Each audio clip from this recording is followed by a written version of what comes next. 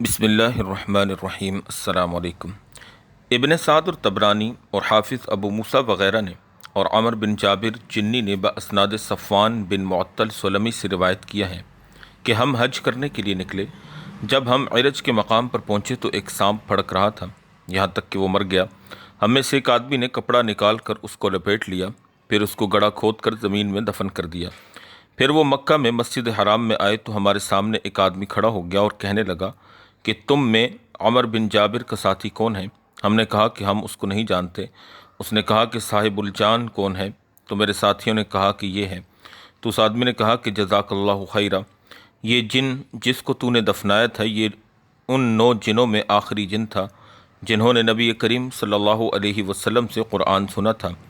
اسی طرح اسی کو امام حاکم نے مستدرک میں صفوان بن معطل کے حالات زندگی میں روایت کیا ہے۔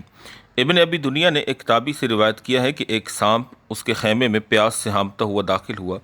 میں نے اس کو پانی پلایا تو وہ مر گیا، پھر اس کو دفن کیا تو رات کو کوئی شخص خواب میں اس کے پاس آیا اور اس کو سلام کہا اور شکریہ ادا کیا اور اس کو بتایا کہ یہ وہ سانپ نصیبین کے جنوں میں سے ایک نیک جن تھا جس کا نام زوبعہ تھا۔ نصیبین کے جن وہ جن تھے جن کے متعلق قرآن کریم میں سورہ جن کا نزول ہوا، اور اللہ تعالیٰ جل شانہ نے اپنے رسول صلی اللہ علیہ وسلم کو خبر دی کہ جب آپ فجر کی نماز میں قرآن کی تلاوت کر رہے تھے تو جنوں کی ایک چھوٹی سی جماعت وہاں سے گزری جنہوں نے اللہ کے رسول صلی اللہ علیہ وسلم سے قرآن سنا اور جا کر اپنی قوم کو دعوت دی، اور پھر یہ اپنی قوم اور جماعت سمیت آپ صلی اللہ علیہ وسلم کی خدمت میں حاضر ہوئے اور ایمان لے کر آئے۔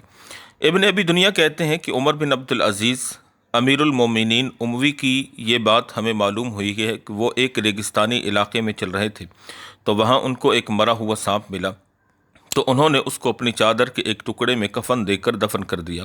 تو کسی کہنے والے نے کہا کہ اے سرخ جن، میں گواہی دیتا ہوں کہ میں نے نبی کریم صلی اللہ علیہ وسلم سے سنا کہ آپ فرما رہے تھے کہ ان قریب تو ایک ریگستانی علاقے میں مر جائے گا اور تیرا کفن ایک نیک بندہ کرے گا۔ تو عمر بن عبد العزیز رحمہ اللہ نے کہا کہ اللہ تجھ پر رحم کرے، تو کون ہے؟ تو اس نے کہا کہ میں ان جنوں میں سے ہوں جنہوں نے نبی کریم صلی اللہ علیہ وسلم سے قرآن سنا ہے، اور ان میں سے صرف میں ہی باقی رہ گیا ہوں۔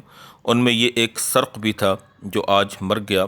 ہمارے نبی صلی اللہ علیہ وسلم نہ صرف انسانوں کے بلکہ جنات اور جمیع کائنات کے نبی ہیں، اور آپ صلی اللہ علیہ وسلم پر نبوت اور رسالت کا سلسلہ ہمیشہ ہمیشہ کے لیے ختم ہو چکا ہے۔ اب بخشش اور نجات چاہے وہ جنات ہوں یا انسان، سب کی اسی چیز کے اندر پنہاں ہے کہ وہ نبی پاک علیہ الصلاۃ والسلام پر بحیثیت خاتم النبیین ایمان لے کر آئے۔ اللہ پاک ہمیں بھی نبی پاک صلی اللہ علیہ وسلم کے وفاداروں اور آپ کے چاہنے والوں میں مرتے دم تک شامل فرما لیں۔